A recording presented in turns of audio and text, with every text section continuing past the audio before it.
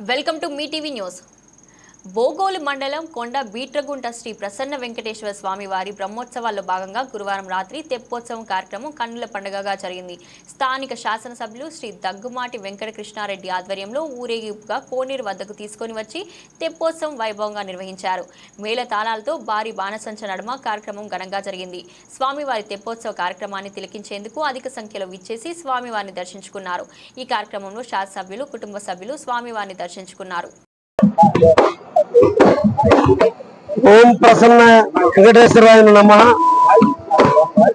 కావలి నియోజకవర్గంలోని బోగోలు మండలంలో వెలిసి ఉన్నటువంటి శ్రీ ప్రసన్న వెంకటేశ్వర స్వామి యొక్క బ్రహ్మోత్సవాల సందర్భంగా ఈ రోజున వేలాది ప్రజల కోలాహలం మధ్య ఇప్పుడే తెప్పోత్సవాన్ని ప్రారంభించడం జరిగింది. ప్రజల మనోభావాలకు అనుగుణంగా ఆగమ శాస్త్రం ప్రకారం, వైశానిక సిద్ధాంతం ప్రకారం దేవుని యొక్క బ్రహ్మోత్సవాలను నిర్వహిస్తున్న సందర్భంలో ఈ రోజున తెప్పోత్సవ కార్యక్రమంతో పాటు సాయంత్రం గజవాహనంతో ఈ రోజు కార్యక్రమాలు కూడా ముగించడం జరుగుతుంది.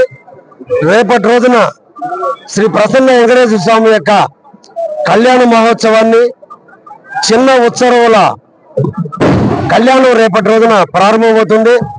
ఈ కార్యక్రమానికి రాష్ట్ర మంత్రివర్యులు, దేవాదాయ శాఖ మంత్రివర్యులైనటువంటి శ్రీ ఆనవ రామారెడ్డి గారు అయ్యవారికి పట్టు వస్త్రాలను సమర్పించే నిమిత్తం వారు కూడా ప్రభుత్వ ప్రతినిధిగా రేపటి రోజున ఈ కార్యక్రమానికి రాబోతున్నారు.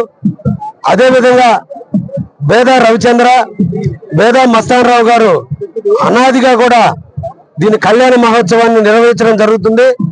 అదేవిధంగా గతంలో దాతగా ఉన్నటువంటి వింజం కొండపనాయుడు గారి మనవరాల సమక్షంలో కూడా కళ్యాణం జరుగుతుంది. సనాతన ధర్మాన్ని, ఆచార సాంప్రదాయాలను, గ్రామ కట్టుబాట్లను అన్నిటినీ కూడా కలగలిపి రాబోయే కాలం ప్రజలందరికీ దేవుణ్ణి దర్శనానికి భాగ్యం కలిగించాలి. దేవుడు అందరికీ సమానంగా దర్శనం ఇవ్వాలి. అందరి మనోభావాలు తగ్గట్టు దేవుడి కళ్యాణం జరగాలనేటువంటి కాన్సెప్ట్ తో రేపటి రోజున రంగరంగ వైభవంగా మన బెల్వకుట్ర క్షేత్రం నందు కళ్యాణ మహోత్సవాన్ని 10 గంటల నుంచి రావుకాలం రాబోతుంది కాబట్టి 9 వరకే దాన్ని ప్రారంభించి 12:30 కల్లా పూర్తి చేయడం కూడా జరుగుతుంది. ఈ సందర్భంగా మన ప్రాంత ప్రజలందరినీ కూడా దేవుడి కళ్యాణం, మన ఇంట కళ్యాణం, దేవుడి యొక్క కళ్యాణం మన కనులారా విందు, దేవుడి యొక్క కళ్యాణం మన పూర్వజన్మ సుకృతం, దేవుని యొక్క కళ్యాణం మన పాపాలన్నీ హరించే కళ్యాణం, దేవుని యొక్క కళ్యాణం మనలో ఉండే కల్మషాలను తొలగించుకునే కళ్యాణం. అటువంటి మహోన్నతమైన కళ్యాణాన్ని తిలకించడం మన పూర్వజన్మ సుకృతం. ఎంతో పుణ్యం చేసింటేనే వెంకటేశ్వర స్వామి కళ్యాణం మనకు కళ్ళారా చూసే అదృష్టం దక్కుతుంది. ఆ అదృష్టాన్ని రేపటి రోజున ఈ గ్రామ ప్రజలందరూ కూడా మనకు చూపించడానికి సిద్ధంగా ఉన్నారు.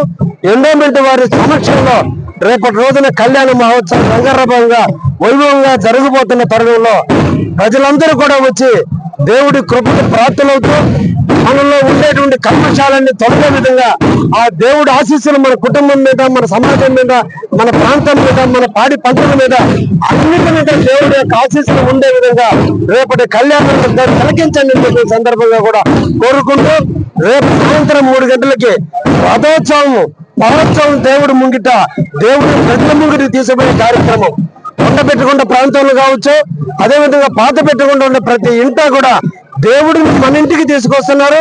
అందుకని దేవుడిని భక్తి శ్రద్ధలతో ప్రజలందరూ కూడా రేపు రథాన్ని లాగి ప్రతి ఒక్కరూ ఆహ్వానం పలకవలసిందిగా కూడా ఈ సందర్భంగా కోరుకుంటూ ఎల్లుండి రోజున ఆఖరి రోజున ధ్వజ ఆవరాహనతో స్టార్ట్ అయ్యి ఆఖరిగా ఏకాంత సేవతో దేవుడి యొక్క కార్యక్రమాలను నిర్వహించడం పూర్తి అవడం కూడా జరుగుతుంది.